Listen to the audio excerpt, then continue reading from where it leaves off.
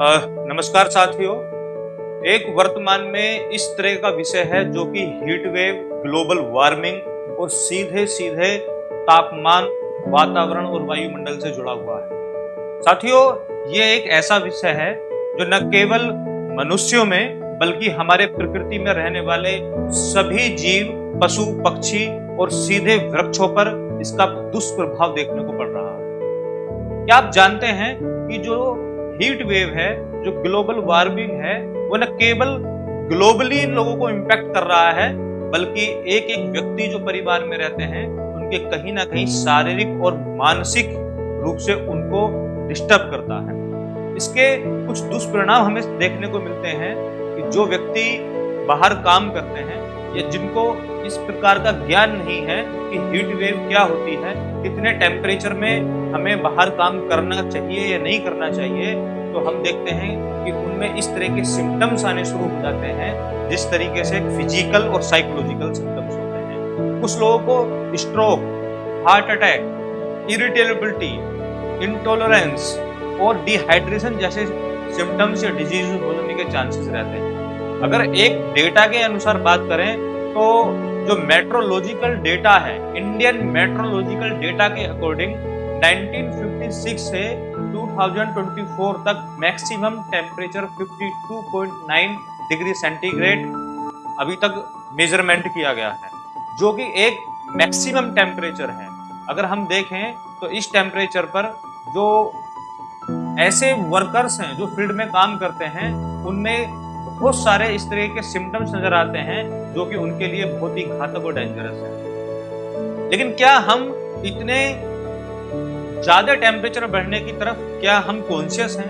क्या हम ये सोच पा रहे हैं कि जब हम 2024 में 52.9 टेम्परेचर को इस समय हम मेजर कर रहे हैं तो आने वाले टाइम में टेम्परेचर की क्या स्थिति होगी? इसके लिए बहुत सारे फैक्टर्स रेस्पॉन्सिबल हैं, जैसे कि बढ़ते हुए industrialisation, transportation, waste, building material और बहुत सारे ऐसे ट्रांसपोर्ट, एसी और न जाने कितने सारे टेक्नोलॉजी हैं, आधुनिकता की तरफ हम जा रहे हैं जिससे हमारे इस पूरे वायुमंडल में जो टेम्परेचर का बैलेंस है वो इम्बैलेंस हो गया है।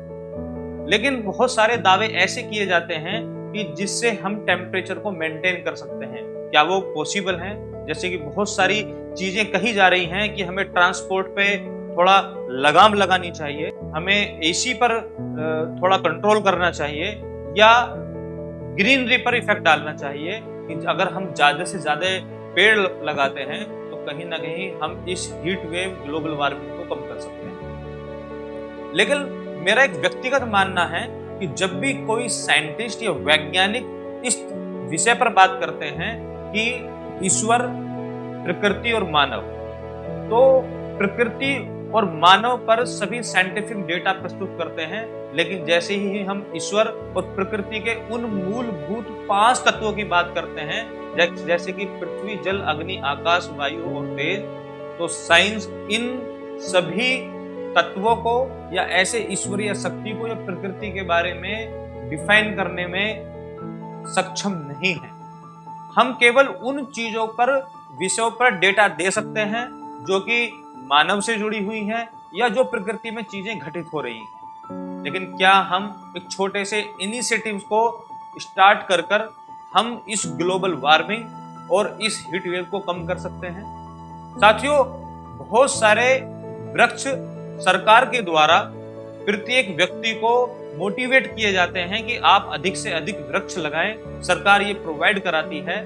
वन विभाग सभी डिपार्टमेंट को और लोगों को मोटिवेट करता है कि आप अपने आसपास वृक्ष लगाकर इस वातावरण के, पर्यावरण को सही करने में अपना योगदान दें। लेकिन इतना मोटिवेट करने के बाद भी, इतना एडवर्टाइजमेंट होने के बाद भी लोग अभी भी कॉन्शियस नहीं है।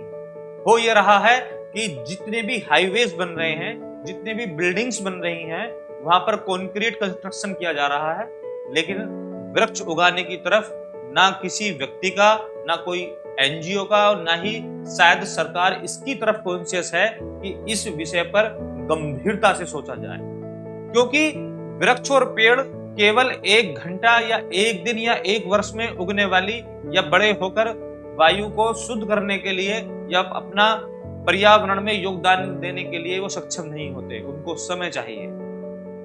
मेरे विचार से ये जो मई से लेकर जून जुलाई तक का समय होता है, इसमें बहुत सारी प्रकृति हमें ऐसे फल देती है जैसे कि आम है, जामुन है, बेल है, नाशपाती है, उन्हें जाने ऐसे कितने सारे वृक्ष हैं जो हमें इस प्रकृति ने फल के रूप में हमें प्रकृति ने दिए हैं। अगर हम उन सभी फलों के बीजों को सुरक्षित रख लेते हैं और हम वृक्ष लगाने में इतने सक्षम नहीं हैं, क्या हम उन छोटे छोटे जो फल हैं उनके बीजों को जब भी किसी यात्रा में जाते हैं तो जो हमने फलों के बीज स्टोर किए हैं, क्या उनको हम ऐसे खाली स्थानों पर लगा सकते हैं या हम उनको बिखेर सकते हैं ताकि वहां पर एक नए वृक्ष उग सकें? क्योंकि प्रकृति का नियम है कि जब भी कोई फलदार वृक्ष उगाना होता है तो पहले उसके बीज को हमें धरती में लगाना होता है।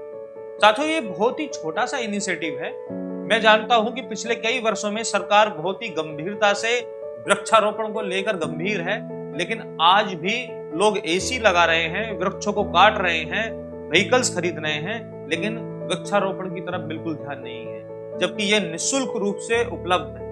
मैं ऐसा बिल्कुल नहीं कह रहा हूं कि सभी व्यक्ति इस तरफ ध्यान नहीं दे रहे हैं। कुछ ऐसे भी व्यक्ति हैं जो एनजीओ के माध्यम से या स्वयं अपने आप में भी इस इनिशिएटिव को ले रहे हैं और वृक्ष लगा रहे हैं। लेकिन अगर हम श्वास लेते हैं, हम जीवन को जीते हैं, तो ये केवल एक व्यक्ति या एक एनजीओ का काम नहीं है। इसके लिए ग्लोबली हर एक व्यक्ति को अपना एक योगदान देना होगा।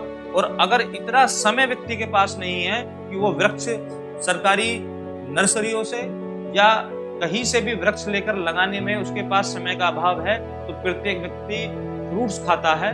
उन फलदार जो बीज हैं उनको हम सुरक्षित रखकर अगर कि अपने आसपास के खाली स्थानों में उनको बखेर देते हैं, तो ये प्रकृति का नियम है कि अगर हम 10 बीज भी बखेरते हैं तो निश्चित रूप से 5 बीज जरूर वहां पर उगेंगे। और ये जो मौसम होता है जून जुलाई का, इसमें बरसात का मौसम होता है और वृक्ष होने के चांसेस अधिक होते हैं। साथियों, कुछ इनिशिएटिव ऐसे होते हैं जो हमें खुद को भी संतुष्टि देते हैं और हमारे जीवन को भी सरल और सहज बनाते हैं।